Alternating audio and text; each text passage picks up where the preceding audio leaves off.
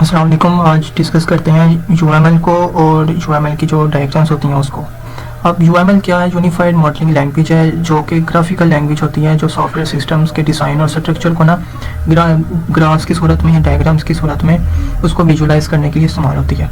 ये software engineers, businessman और जो सिस्टम के आर्किटेक्ट्स होते हैं ना वो इसको ना मॉडलिंग, डिज़ाइन और एनालिसिस के लिए ना इससे मदद लेते हैं।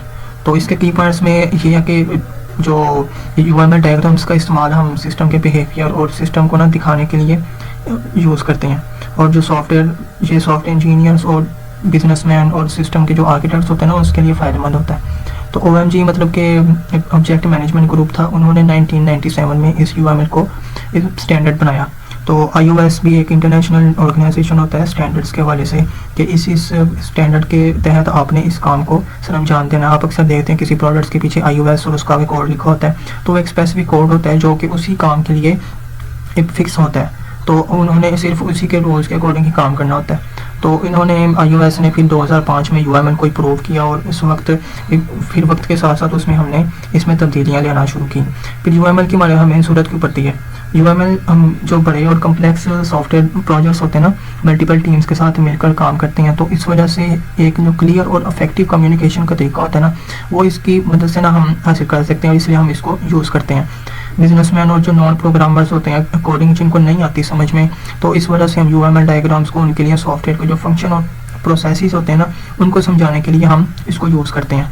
फिर इससे क्या होता है कि हमारा जो टाइम है वो काफ़ी बचता है, क्योंकि यूएमएल डायग्राम से टीम को एक प्रोसेसेस और जो उसके जो यूज़र की इंटरेक्शन होती है सिस्टम के दरमियान उसको एक स्ट्रक्चर समझाने के लिए हम यूज़ करते हैं, और इसलिए ये यूएमएल हमें काफ़ी मदद भी देती है।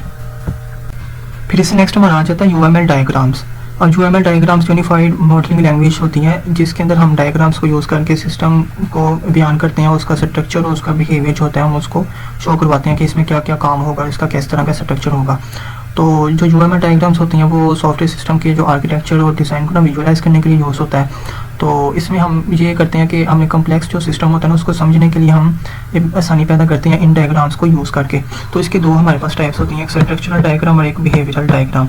अब इसमें आगे अगर हम इसमें देखें कि ये हमारे पास समझे एक सिस्टम का सारा स्ट्रक्चर ये हमारे पास डायग्राम है, तो इसमें हमारे पास एक कैटेगरी आ जाती है बिहेवियर डायग्राम की और एक आ जाती है हमारे पास स्ट्रक्चर डायग्राम की।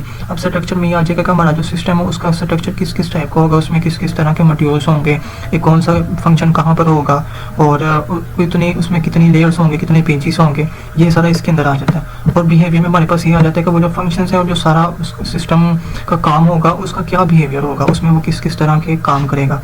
तो इसमें अगर हम देखें कि स्ट्रक्चर डायग्राम्स में हमारे पास आ जाता है क्योंकि हमने इसमें क्लासेस डायग्राम्स बनानी होती हैं, जैसे कि ये सिस्टम जो क्लासेस होती हैं उनकी एट्रीब्यूट्स, मेथड्स और उनके दरमियान जो रिलेशनशिप होता है उसको दिखाता है। ऑब्जेक्ट ओरिएंटेड डिज़ाइन के लिए ये फंडामेंटल होता है, एक बुनियादी एक चीज़ है ये स्ट्रक्चरल डायग्राम। फिर हमारे पास ऑब्जेक्ट्स डायग्राम आती हैं कि ऑब्जेक्ट जो क्लास डायग्राम की तरह होती हैं, लेकिन जो स्पेसिफिक वक्त पर जो क्लासेस को हमने इंटेंस करना होता है ना उसको शो करवाता है कि इसमें कौन सी हमने इनपुट देना है और हमारे पास कौन सी आउटपुट आएगी। तो फिर हम इसके बाद हमारे पास कंपोनेंट डायग्राम आ जाती है कि सॉफ्टवेयर कंपोनेंट्स और उनके जो डिपेंडेंसीज होती हैं उसको दिखाता है कि कौन सा सॉफ्टवेयर का कंपोनेंट किस कंपोनेंट के साथ डिपेंडेंट है, किसके साथ मिलकर वो काम करेगा। तो इसके आगे हमारे पास डिप्लॉयमेंट डायग्राम आ जाती है कि ये सॉफ्टवेयर जो कंपोनेंट्स होते हैं उनकी जो फिजिकल डिप्लॉयमेंट को दिखाता है कि हार्डवेयर जो नोड्स पर सॉफ्टवेयर के जो नमूने हैं उसको किस तरह वो डिस्ट्रीब्यूट करता है, मतलब कि ये सिस्टम है वो किसी हार्डवेयर के ऊपर किस तरह काम करेगा। जैसे हम कोई चीज़ इंस्टॉल करते हैं वो किस तरह उसके ऊपर वो डिप्लॉय हो रही है या वो इंस्टॉल हो रही है, ये इसके बारे में बताते हैं।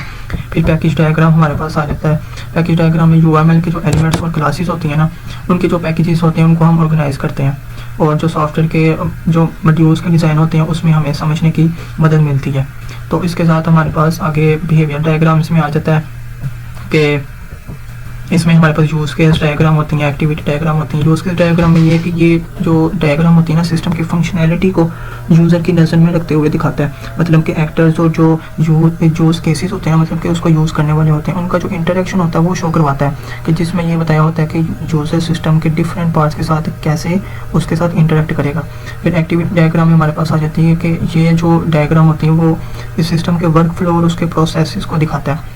इसका फोकस ये होता है कि एक एक्टिविटी जो सी से वो दूसरी एक्टिविटी तक का फ्लो क्या होता है, ये दिखाता है उसका बिहेवियर किस टाइप का होगा कि हमने एक्टिविटी सारी परफॉर्म की है।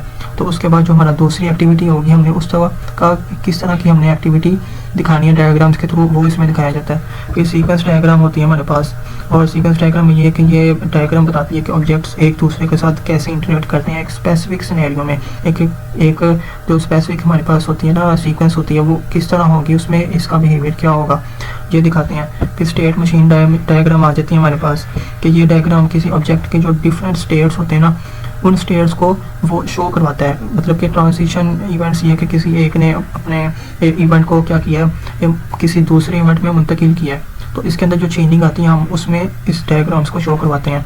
फिर कम्युनिकेशन डायग्राम आ जाती है। ये जो सीक्वेंस डायग्राम से ना मिलता जुलता ही होता है, लेकिन इसका फोकस जो है वो ऑब्जेक्ट्स और उनके दरमियान जो रिलेशनशिप होता है ना, उन पर होता है। तो ये बताता है कि कौन सा ऑब्जेक्ट दूसरे ऑब्जेक्ट से मैसेज एक्सचेंज कर रहा है। और टाइमिंग डायग्राम में ये होता है कि अब जो ऑब्जेक्ट्स के जो इंटरेक्शन का टाइम होता है ना, वो दिखाया जाता है। इसमें फोकस होता है कि जो मैसेज और इवेंट है वो किस वक्त परफॉर्म हो रहे हैं, ठीक है। और इंटरेक्शन जो हमारा ओवरव्यू होता है डायग्राम, इसमें यह है कि ये एक्टिविटी और जो हमारी सीक्वेंस डायग्राम्स होते हैं ना, उसका कॉम्बिनेशन होते हैं। इसका मकसद ये है कि जो मल्टीपल हमारे पास सिनेरियोस होते हैं ना, उनके जो इंटरेक्शन का जो ओवरऑल जो फ्लो होता है ना, हम उसको दिखाते हैं कि ये सारा ओवरव्यू पूरे जो इवेंट का, ये पूरी एक्टिविटी का जो है ना, वो हमें विजुअलाइज करवाया जाता है डायग्राम्स के थ्रू कि ये सारा एक जो इवेंट है या जो एक्टिविटी है वो किस तरह काम करेगी। तो इसमें अगर हम आगे पर्पसेस और बेनिफिट्स आ जाते हैं हमारे, इसमें हमारे पास इसमें पहला आ जाता है कि विजुअलाइजेशन के यूएमएल डायग्राम सिस्टम आर्किटेक्चर और डिज़ाइन को विजुअली रिप्रेजेंट करता है। फिर इससे जो हम कम्प्लेक्स सिस्टम को समझने के लिए ना आसानी पैदा करते हैं। डॉक्यूमेंटेशन होती है हमारे पास कि यूएमएल जो डायग्राम्स है वो डॉक्यूमेंटेशन के तौर पर भी यूज़ होती हैं, कि वो हमारे पास सारी एक डिटेल होती है पूरे सिस्टम की, जिसमें हमने फंक्शंस और रिक्वायरमेंट्स और उसकी जो डायग्राम्स होती हैं उस सब को लिखा होता है। उसमें भी यूएमएल डायग्राम्स हम यूज़ करते हैं। और जो अगर हम फ्यूचर में कोई मेंटेनेंस करनी हो या कोई अपडेशन करनी हो, तो हम उसमें इस डॉक्यूमेंटेशन के थ्रू इजीली समझ के कर सकते हैं। फिर कम्युनिकेशन आ जाता है कि यूएमएल डायग्राम्स जो है वो डेवलपर्स और जो नॉन टेक्निकल टीम मेंबर्स होते हैं जिनको इतना कोड वगैरह का नहीं पता होता, उनके दरमियान वो कम्युनिकेशन को बेहतर बनाता है। एनालिसिस किया जाता है कि यूएमएल डायग्राम्स के जो रिक्वायरमेंट्स का एनालिसिस होता है ना, हमने वो करना होता है। और डेवलपमेंट प्रोसेस में हमने पोटेंशियल इश्यूज़ को आइडेंटिफाई करना होता है। तो इससे हम एनालिसिस से पता चलता है कि अगर हमने यूएमएल डायग्राम्स को बनाया है तो उसमें हमने कौन कौन सी अगर कोई मुश्किल आती है तो हमने उसको कैसे सॉल्व करना होता है। इससे नेक्स्ट हम यूज़ केस मॉडलिंग और उसके जो आगे फर्दर टॉपिक्स बनते हैं हमारे आउटलाइन के अकॉर्डिंग, हम उनको डिस्कस करेंगे। Thank you.